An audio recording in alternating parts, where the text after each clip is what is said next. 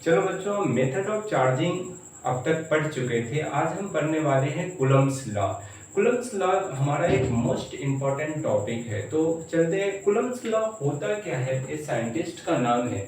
तो कुलम्ब्स law heading देगा बच्चों, कुलम्ब्स लॉ। कुलम्ब्स लॉ, यह लॉ बोलता है, ध्यान से समझिएगा, जैसे बोला कि दो पॉइंट चार्ज को रख दीजिए। पॉइंट चार्ज करने का मतलब है एक्सटेंडेड चार्ज नहीं, डिस्ट्रीब्यूट नहीं होना चाहिए। जैसे एक रॉड पे यूनिफॉर्मली डिस्ट्रीब्यूट नहीं होना चाहिए, पॉइंट चार्ज होना चाहिए। तो पॉइंट चार्ज ले लेते हैं, मान लो Q1, और दूसरा पॉइंट चार्ज ले लेते हैं Q2, और बीच का डिस्टेंस R है। तो ऐसा क्या है कि दोनों पॉइंट चार्ज के बीच का डिस्टेंस है R, और एक पॉइंट चार्ज Q1 और Q2। ऐसा माइंड में नहीं लाना है कि केवल पॉजिटिव चार्ज ही हो सकता है नेगेटिव भी हो सकती है। ऐसी कोई मतलब हार्ड रूल नहीं है कि यहाँ पे पॉजिटिव यहाँ पे नेगेटिव नहीं ले सकते हैं, नो डाउट आपकी मर्जी है, कुछ भी पॉजिटिव नेगेटिव कुछ भी हो सकता है। अब बताओ कि जब ऐसा है तो कुलम्ब्स ने बताया कि जब पॉइंट चार्ज रखोगे और होमोजेनियस मीडियम में होना चाहिए। ऐसा होमोजेनियस मीडियम करने का क्या मतलब है कि मीडियम हमारा सेम होना चाहिए। जैसे मान लो कि दोनों चार्ज को फ्री स्पेस में रखा हुआ, एयर में है तो एयर में होना चाहिए, वाटर में डाल दिए तो वाटर में होना चाहिए, इस तरह से। हाँ, भले ही अलग कंडीशन है, नॉन होमोजेनियस में रख के भी चार्ज को रखा जाए और उस पर फोर्स निकाला जाए तो निकलता है। देखिए उसकी स्पेशल कंडीशन है, वो बाद में हम आप लोगों को जरूर सिखाएंगे। तो यहाँ पे क्या है, Q1 और Q2 है, तो कुलम्ब्स के द्वारा जो फोर्स बोला कि Fe जो है वह क्या होगा, डायरेक्टली प्रोपोर्शनल होता है magnitude of charge. Magnitude of charge कहने का मतलब है, ऐसा बोलिए, डायरेक्टली प्रोपोर्शनल होता है magnitude, product of magnitude of charges. मतलब क्या है, Q1 और Q2 का जो मैग्नीट्यूड होगा उसका प्रोडक्ट लेना है ना। अब कहोगे मॉड क्यों ली, तो मॉड लेने का बच्चों लॉजिक है, यदि मान लो आपके मन में आए कि निगेटिव चार्ज ले ले, तो निगेटिव चार्ज है तब भी मॉड है तो पॉजिटिव बनाएगा, इस तरह से बात है। Fe इनवर्सली प्रोपोर्शनल होता है square of distance between two point charges. तो ये सारी कहानी है। दोनों को जब कंबाइन करोगे तो Fe जो होता है वो क्या होता है, K एक कांस्टेंट टर्म आता है और लिखते हैं mod of Q1 Q2 upon R square ना, इस तरह से लिखा जाता है। अब बताओगे यहाँ पे K जो है ना उसको बोलते हैं बच्चों कुलम्ब्स कांस्टेंट। K को क्या बोलते हैं, K जो होता है वो होता है कुलम्ब्स कांस्टेंट बोलते हैं, कांस्टेंट। यह डिपेंड करता है बच्चों दो फैक्टर पे। K जो है वो K depends on two factor. First one factor है बच्चों मीडियम, कहने का मीडियम ना, मीडियम पे। और दूसरा है डिपेंड करता है सिस्टम, मतलब यूनिट ऑफ सिस्टम पे। कहने का क्या मतलब है, यूनिट ऑफ सिस्टम ना, क्या है, सिस्टम ऑफ यूनिट पे डिपेंड करता है। चलो इसके बाद यहाँ पे देखिएगा, ध्यान से देखो क्या है, सिस्टम ऑफ यूनिट कहने का मतलब है कि सिस्टम ऑफ यूनिट। मान लो कि यदि SI सिस्टम है, SI सिस्टम, तो बच्चों K का जो वैल्यू है वो 9 × 10⁹ यूज करना चाहिए। यदि हमारा CGS सिस्टम है, CGS सिस्टम, तो क्या यूज करेंगे बोलो, CGS सिस्टम में K का वैल्यू 1 यूज किया जाता है।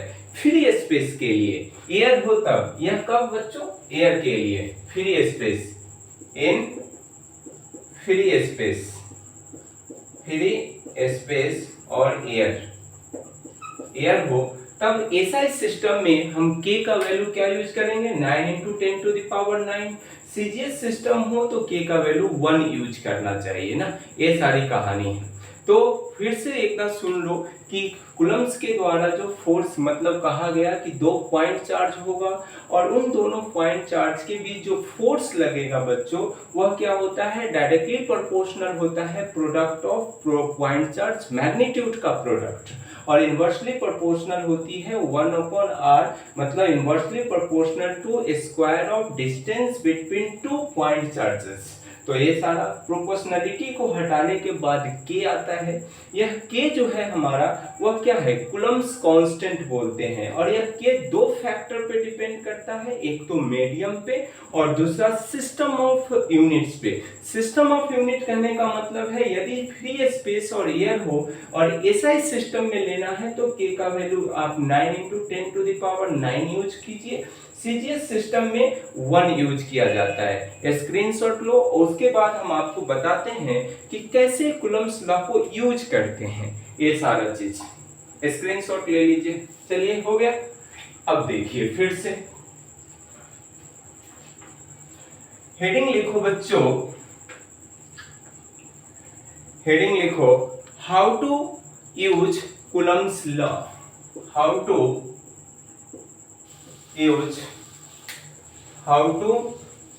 Use Coulomb's law. Coulomb's law कैसे यूज करेंगे कूलम्ब्स लॉ को, ये सारा कहानी है। यदि हमारा है बच्चों एयर या वैक्यूम हो ना, इन एयर ना, पानी है इसमें ना, क्या है बच्चों, एयर हो, वैक्यूम हो ना, या फ्री स्पेस की बात करता हो, फ्री स्पेस की बात, इन सारे सिचुएशन में के का जो वैल्यू है वो हम यूज करते हैं 1/4πε0 ना। एक्चुअल में होता है इसका वैल्यू एयर के लिए 10⁹ 9 न्यूटन मीटर स्क्वायर कूलम का power -2, newton metre square coulomb का पावर 2। और एसआई सिस्टम हो तब किसमें, इन एसआई सिस्टम, कोई दिक्कत क्या। उसके बाद फिर क्या है, एप्सिलॉन नॉट को एप्सिलॉन नॉट बोलते हैं ना। इसका वैल्यू जो होता है वह 8.85 × 10⁻, कितना यूज करते हैं, -12 coulomb square newton metre square use करते हैं ना।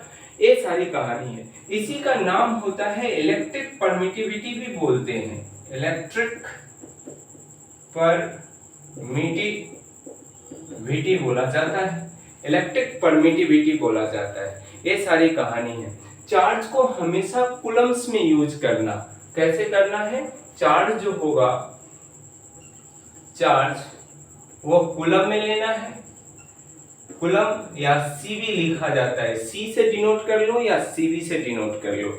डिस्टेंस जो है हमें लेना है बच्चों, डिस्टेंस दोनों चार्ज के बीच का जो डिस्टेंस होगा वो किस में लेना है, मीटर में लेना है। किसमें, मीटर में, मीटर में।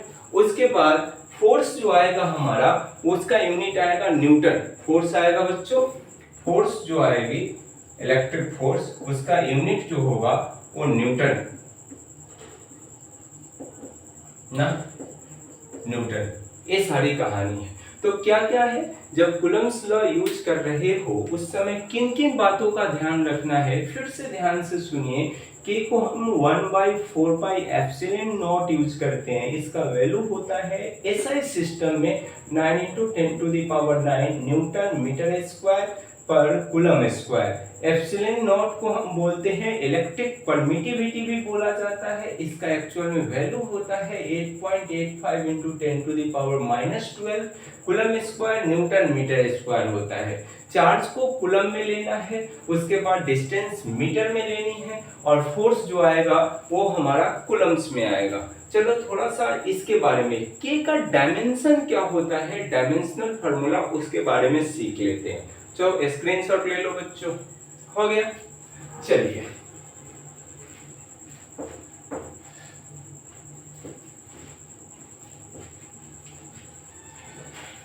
चलो लिखते हैं कि हमारा क्या है, उसके बारे में हम डायमेंशन लिखते हैं। के क्या है, 9 × 10⁹ न्यूटन मीटर स्क्वायर कूलम का पावर -2 यूज करते हैं। इसका हमें डायमेंशन लिखना है ना, डायमेंशन। तो क्या है, न्यूटन को क्या लिखते हैं बोलो तो, किलोग्राम मीटर सेकेंड का पावर -2, इसका डायमेंशन। और वहां पे क्या है, मीटर स्क्वायर, तो फिर कूलम को हम क्या लिख सकते हैं, अलग अलग लिख लेते हैं। मीटर स्क्वायर है तो इसका डायमेंशन L स्क्वायर होगा ना, इसका डायमेंशन क्या होगा, हम लिख सकते हैं ml t का पावर -2। चलिए यहाँ पे चार्ज है ना, तो कूलम स्क्वायर है, क्या है बच्चों, कूलम स्क्वायर, c का पावर मतलब c-2 है ना, तो क्या लिखते हैं, चार्ज है तो हम I इक्वल टू क्या लिखेंगे, Q/T, Q/T, तो Q इक्वल टू क्या लिखते हैं, IT, इसका डायमेंशन लिखते हैं AT, और यहाँ पे Q माइनस का पावर है ना -2, तो यहाँ पे क्या लिखेंगे, -2, इस तरह से। कोई दिक्कत क्या, इतना हो जाने के बाद हम क्या करेंगे, ध्यान से सुनो फिर से, इन सारे डायमेंशनों को कंबाइंड कर लो, क्योंकि इसका डायमेंशन लिखना है तो क्या लिखिएगा, सोचो, newton metre square coulomb square, तो न्यूटन के लिए क्या लिखिएगा डायमेंशन, ml t का पावर -2 ना, और मीटर के लिए क्या लिखोगे, मीटर स्क्वायर, चार्ज के लिए क्या लिखोगे, a का पावर -2 t का पावर -2, तो अब कंबाइन करो, क्या लिखोगे, m है, नहीं है कोई तो m ही आएगा, टाइम है, यहाँ पे लेंथ l का पावर 3, l का पावर क्या आएगा, 3 आएगा, और टाइम का पावर क्या लिखोगे, -4, और a का पावर -2, यही हमारा डायमेंशन है, k का डायमेंशन a है ना। इसी तरह यदि मान लो कि एप्सिलॉन नॉट का डायमेंशन पूछे, किसका पूछना है, हम पूछ रहे हैं एप्सिलॉन नॉट का डायमेंशन क्या होगा, 8.85 × 10⁻⁻12 coulomb square newton metre square होता है ना।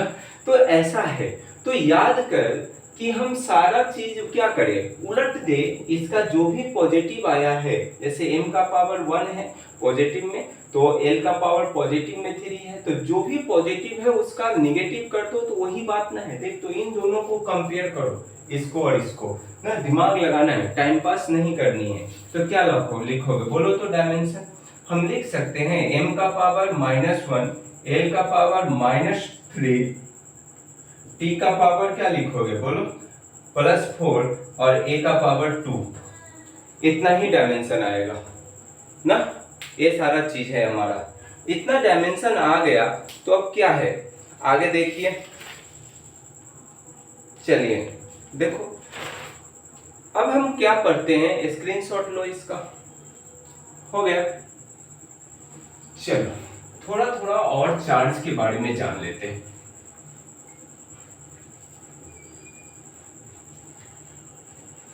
चलिए, अब क्या है बच्चों, एयर और फ्री स्पेस में एलसीजीएस सिस्टम में क्या क्या होता है, चार्ज, डिस्टेंस, और यदि अब तक तो हम एसआई सिस्टम में यूज करना सीखे, अब हम कूलम्स लॉ को सीजीएस सिस्टम में कैसे यूज करेंगे उसके बारे में सीखते हैं ना। तो हेडिंग मारो बच्चों, एयर मतलब how to use Coulomb's law, how to use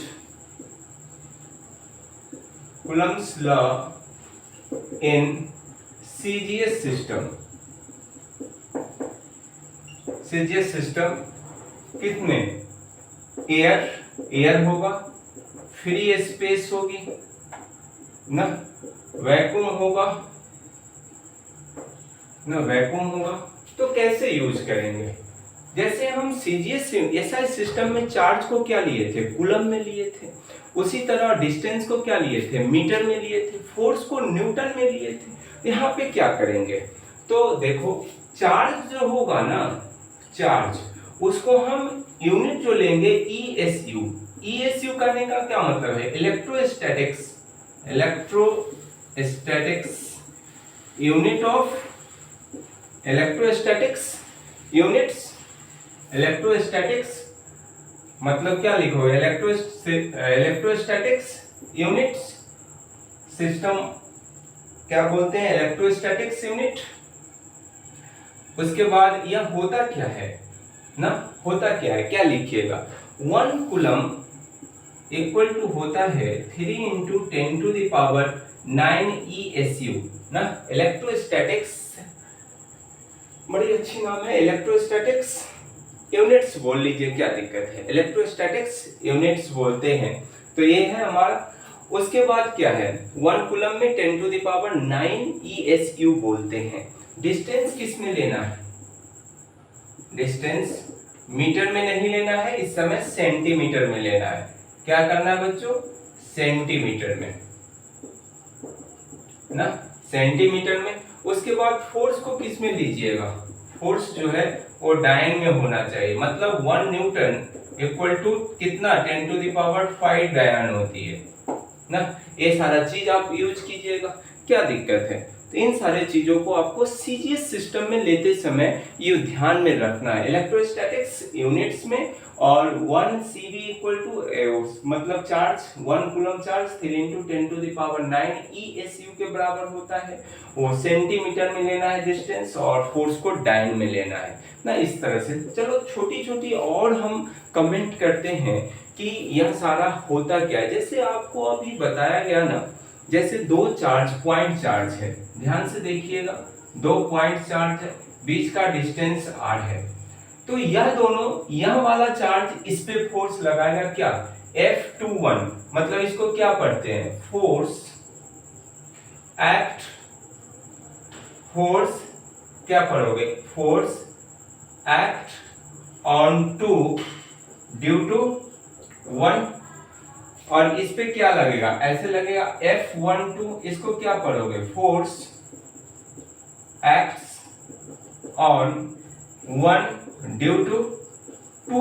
मतलब क्या है, इस चार्ज की वजह से इस पे फोर्स इस डायरेक्शन में, और इस चार्ज की वजह से इस पे फोर्स उस डायरेक्शन में, दोनों अपोजिट डायरेक्शन में लगेगा, सेम मैग्नीट्यूड का चार्ज है। तो एक बात बताएं, यहां से ध्यान से देखो, क्या हम ऐसा बोल सकते हैं F12 जो है और F21 जो है, एक ऐसे लग रहा है और एक ऐसे लग रहा है, ऐसा बोलना सही है कि गलत, देख के बोलिए। बिल्कुल यह गलत बात है। क्यों गलत बात है, क्योंकि इलेक्ट्रोस्टैटिक्स फोर्स जो होता है वह लगता कैसे है, एक सेंट्रल फोर्स का एग्जांपल है। हम बोल सकते हैं electrostatics force act line joining of centre of 2 charges. हम क्या बोलेंगे, लिख लीजिएगा, ध्यान से देखो,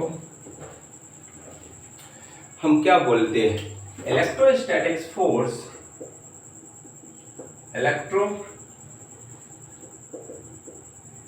electrostatics force act along line joining of center of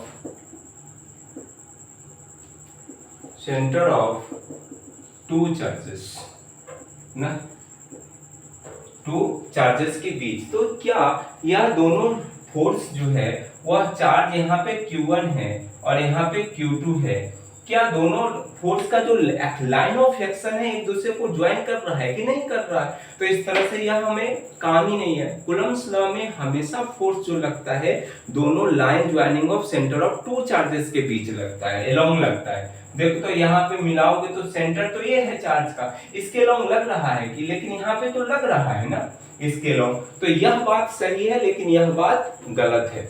उसके बाद और हम पढ़ते हैं कुछ इंपॉर्टेंट पॉइंट्स पढ़ते हैं। हेडिंग लिखिएगा बच्चों, special point, special points, special points. क्या होगा फर्स्ट पॉइंट में, यहां से देखिए, हम मॉड ऑफ ऐसा लिख सकते हैं, मॉड 12 इक्वल टू मॉड 21, मतलब मैग्नीट्यूड जो होगा बच्चों, और वेक्टर साइन लगा सकते हैं इस पे, मैग्नीट्यूड जो होगा वो दोनों इक्वल होगी, और फोर्स जो लगता है बच्चों दोनों अपोजिट डायरेक्शन में। क्या लिखोगे सेकंड नंबर, अपोजिट डायरेक्शन ना, अपोजिट डायरेक्शन। थर्ड पॉइंट क्या लिखिएगा, सोच के बोलिए। कूलम्ब्स फोर्स जो है या इलेक्ट्रोस्टैटिक्स फोर्स जो है वो होमोजेनियस मीडियम में वर्क करता है ना, valid for homogeneous medium, homogeneous medium ना। चौथा पॉइंट क्या लिखिएगा, कूलम्ब्स लॉ जो है वह वैलिड है बच्चों केवल पॉइंट चार्ज के लिए ना, valid for only point charge, only point charges ना, ओनली पॉइंट चार्जेस। उसके बाद और आगे बढ़ते हैं, कूलम्ब्स लॉ जो है वह इस पे हमारा न्यूटन्स का जो थर्ड लॉ जो है ना वो काम करता है, मतलब थर्ड लॉ काम करता है, इसका मतलब क्या है, एक्शन रिएक्शन पेयर बनाता होगा। फोर्थ पॉइंट में, फिफ्थ पॉइंट में क्या लिखिएगा, मतलब एक्शन रिएक्शन पेयर बनाता है ना, एक्शन रिएक्शन पेयर मतलब क्या है, पेयर होती है। सिक्स पॉइंट क्या लिख सकते हैं, सोच के बोलिए। छठा पॉइंट लिख सकते हैं कि न्यूटन एक्शन रिएक्शन पेयर बन रहा है तो न्यूटन्स थर्ड लॉ काम करेगा। न्यूटन्स क्या लिखोगे बच्चों, न्यूटन्स थर्ड लॉ ना वैलिड, क्या लिखोगे, वैलिड करेगा। सेवेंथ नंबर क्या लिख सकते हैं, जल्दी बोलो। एफ नेट जो होगा, एफ नेट फोर्स वो 0 होगा। 8 नंबर क्या लिख सकते हैं, वैलिड होमोजेनियस पॉइंट चार्ज, ये सारा हो गया, अपोजिट डायरेक्शन हो गया। उसके बाद और क्या लिख सकते हैं ना, कूलम्ब्स लॉ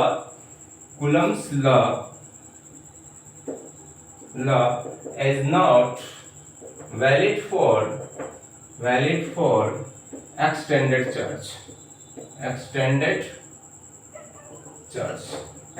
चार्ज के लिए काम नहीं करता है। उसके बाद क्या लिख सकते हो, बोलो जल्दी।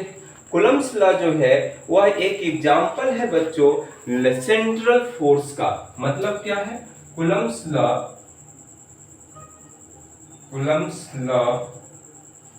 Example of central force. Central force क्यों बोलेंगे, सुनना ध्यान से।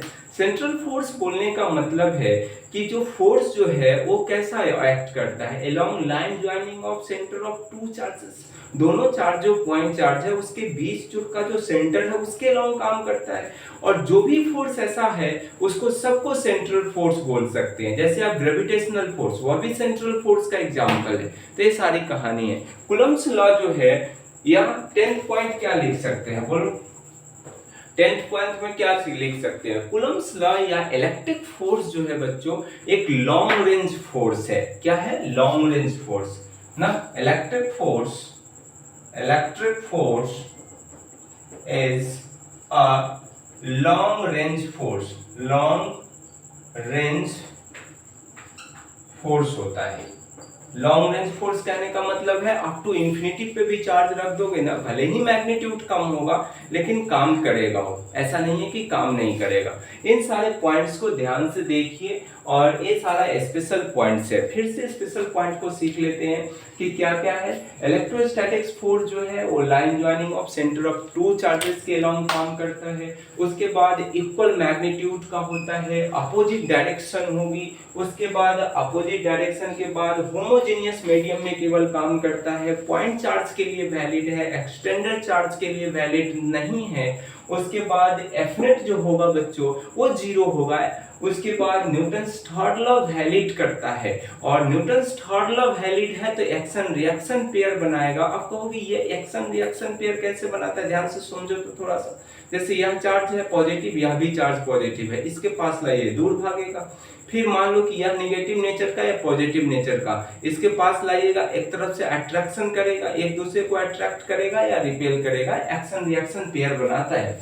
उसके बाद पॉइंट चार्ज के लिए, एक्सटेंडेड चार्ज के लिए काम नहीं करता है, और एक सेंट्रल फोर्स का एग्जांपल है। और क्या बोल सकते हैं, लॉन्ग रेंज फोर्स है। लॉन्ग रेंज फोर्स का एग्जांपल कहने का मतलब है कि कहीं भी पॉइंट चार्ज को रख दो वहां पे आराम से काम कर जाता है। तो इस तरह से हम कल फिर आगे इसका अगला टॉपिक हम कल देखते हैं, इससे रिलेटेड जो भी क्वेश्चंस है उसको हम कल देखते हैं ना। That's it.